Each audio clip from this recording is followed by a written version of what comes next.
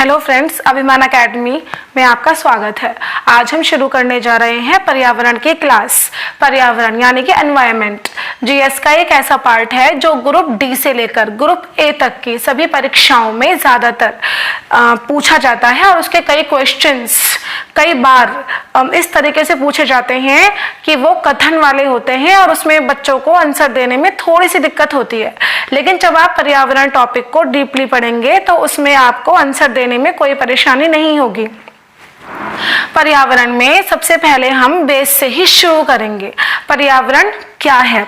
पर्यावरण आपने ये शुरू से आप पढ़ते आ रहे हैं। पर्यावरण दो शब्दों से मिलकर बना है, परि प्लस आवरण। परि यानी चारों ओर, आवरण यानी घेरे हुए। पृथ्वी पर पाए जाने वाले भूमि, जल, वायु, पेड़ पौधे और जंतुओं के समूह जो भी हमारे चारों ओर है वह हमारा पर्यावरण है। पर्यावरण के इन अजैविक और जैविक संघटकों में अंतःक्रिया भी होती है। अजैविक और जैविक शब्द का प्रयोग मैंने किया, आगे मैं आपको इस बारे में बताऊंगी कि जैविक और अजैविक घटकों में क्या अंतर है। जैविक और अजैविक घटक पर्यावरण में जब ये शामिल होते हैं, इनमें आपस में अंतःक्रियाएं होती हैं। यह अंतःक्रियाएं एक तंत्र के भीतर होती हैं जिसे हम पारिस्थितिक तंत्र यानी इकोलॉजी सिस्टम कहते हैं।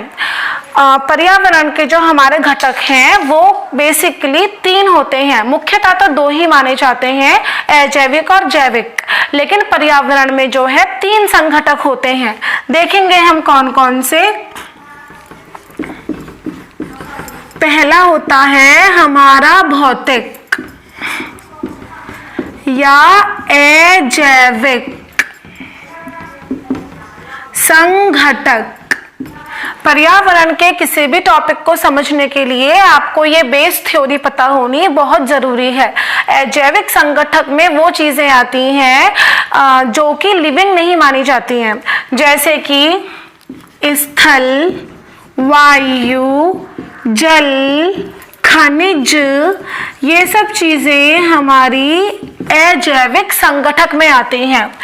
दूसरा जो हमारा पर्यावरण के संघटक हैं वो होते हैं जैविक संघटक।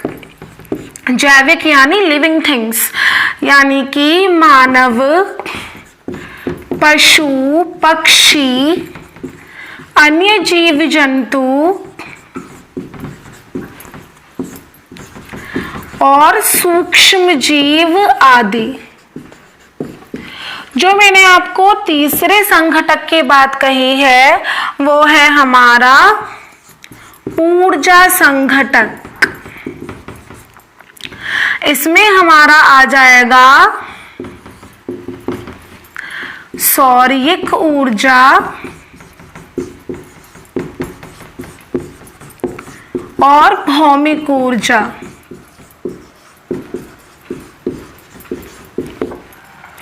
सौरिक ऊर्जा और भौमिक ऊर्जा, जैसा कि हमने पढ़ा, पर्यावरण दो शब्दों से मिलकर बना है। इंग्लिश में इसे एनवायरनमेंट कहा जाता है।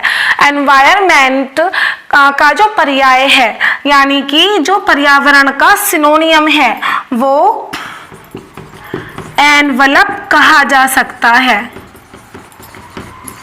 आम भाषा में हम इसे कहेंगे कि हमें चारों ओर से जो कुछ भी हमें घेरे हुए है वह हमारा पर्यावरण है।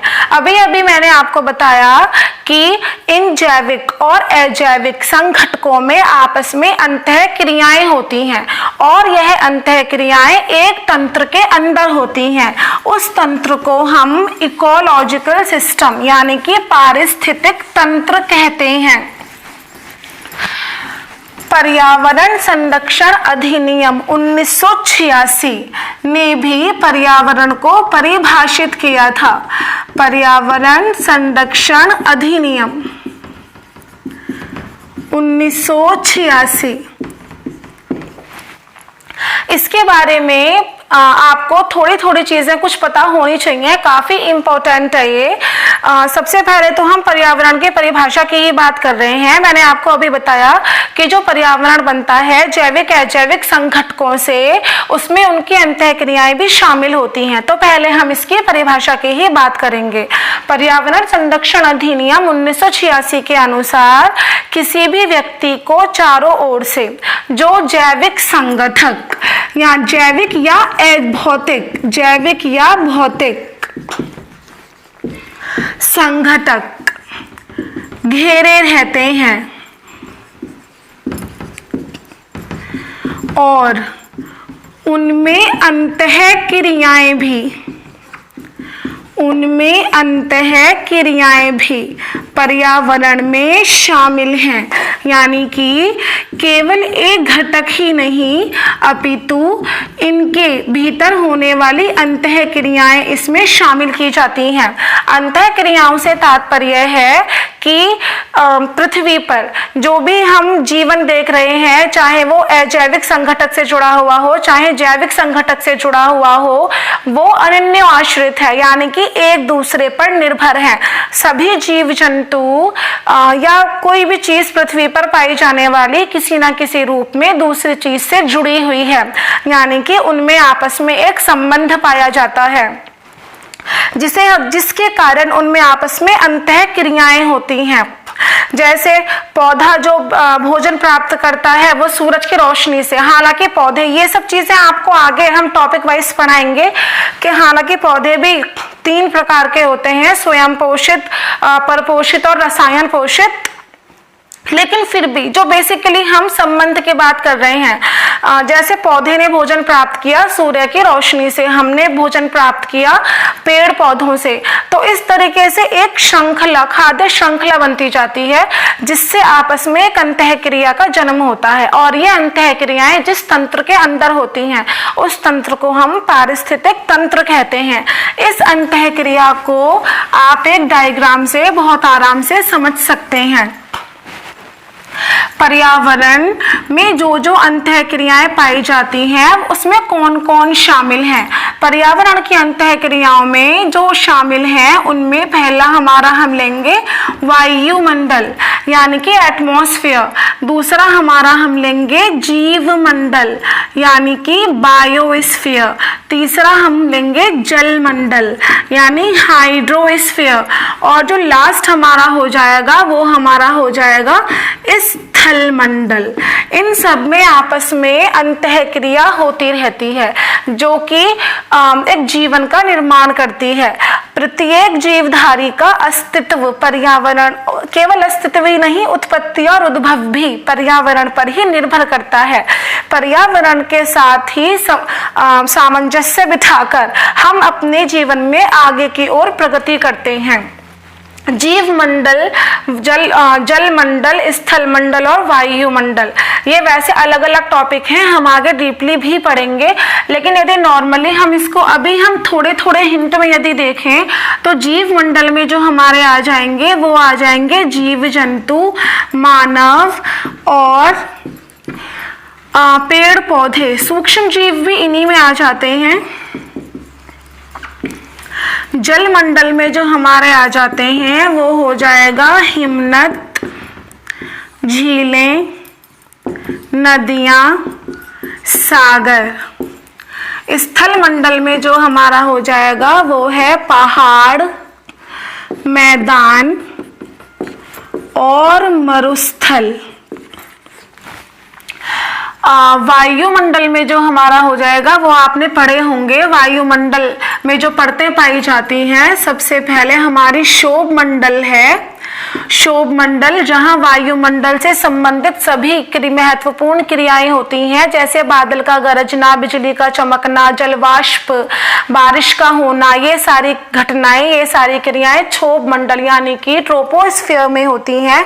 यही वजह है कि हवाई जहाज क्षोभ मंडल में नहीं उड़ाए जा सकते।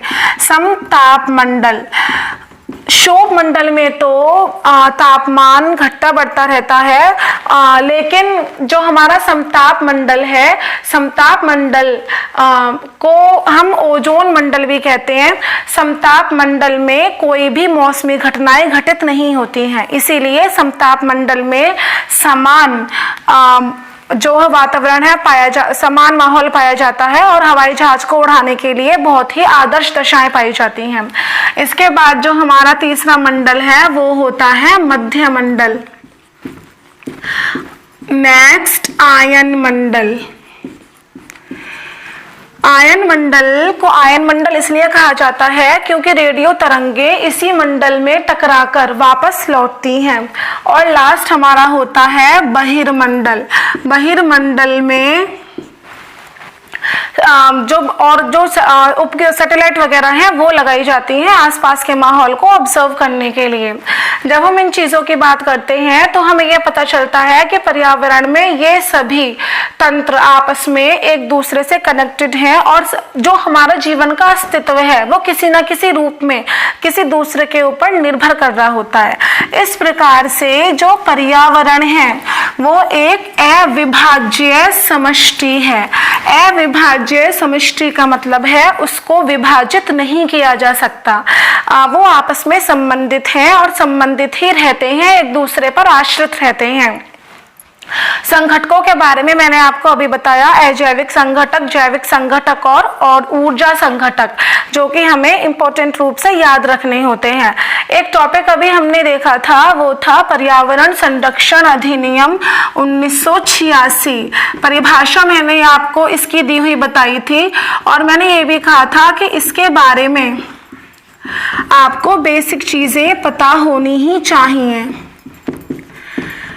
ये है क्या? सबसे पहले तो हमें ये पता हो पर्यावरण संरक्षण अधिनियम है क्या।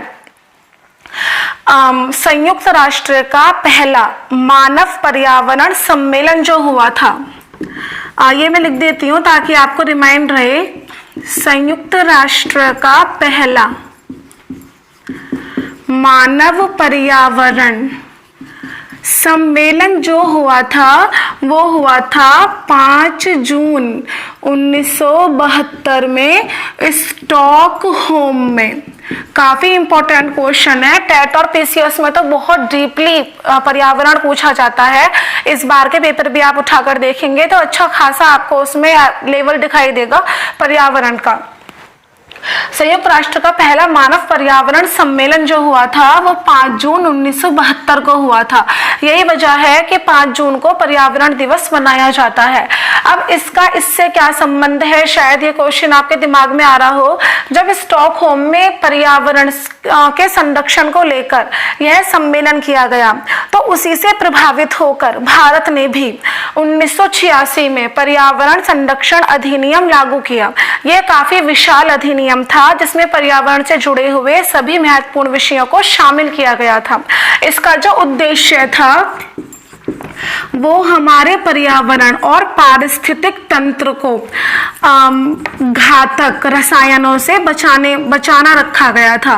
पर्यावरण को घातक रसायनों से बचाना और पर्यावरण को प्रदूषण से मुक्त रखना रहा है। आपको ये भी पता होना चाहिए कि इस अधिनियम में कुल मिलाकर 26 धाराएं और 4 अध्याय हैं। इसके अंतर्गत यही प्रयास किया जाता है कि हमारा पर्यावरण प्रदूषण से किस प्रकार मुक्त रह सकता है। अब जो इस टॉपिक में से जो बेसिक क्वेश्चन बन सकते हैं इससे जुड़ा हुआ तो ये तो काफी इंपॉर्टेंट है ही, इसका तो केवल सन भी पूछ लिया जाता है। पर्यावरण संरक्षण अधिनियम इंडिया में कब लागू हुआ था? यदि आपसे डेट पूछ ली जाए तो यह कानून पूरे देश में 19 नवंबर 1986 को लागू कर दिया गया था। यह काफी इंपॉर्टेंट चीजें आपको याद रखनी ही चाहिए क्योंकि पर्यावरण आज के डेट में बहुत महत्वपूर्ण मुद्दा भी बन चुका है। अब इसमें से जो क्वेश्चन बनेगा वो बन सकता है पर्यावरण क्या है, और खासकर जो पीसीएस या फिर टैट वाले बच्चे जो होते हैं उनको तो ये चीजें याद रखनी चाहिए कि उनको जो ज्यादातर क्वेश्चन दिए जाते हैं वो वही दिए जाते हैं ऊपर के ऑप्शंस को उठाकर कि 2 कथन सत्य हैं या 3 कथन सत्य हैं या सभी सत्य हैं या सभी असत्य हैं। उसका उत्तर आप तभी दे पाओगे जब आपको उन सभी पॉइंट्स के बारे में ज्यादा नहीं पर बेस तो पता ही हो। तो पर्यावरण सबसे पहले मैंने आपको यही बताया कि पर्यावरण का अर्थ क्या है, ये तो आप सभी जानते हो, परि प्लस आवरण से बना है। और जैसा कि मैंने अभी आपको बताया हमारे चारों ओर जो कुछ भी है जो हमें उस प्रेजेंट बिंदु पर हमें चारों ओर से घेरे हुए है और हमको प्रभावित भी करता है, लगातार हम पर प्रभाव डालता है, वही हमारा पर्यावरण है।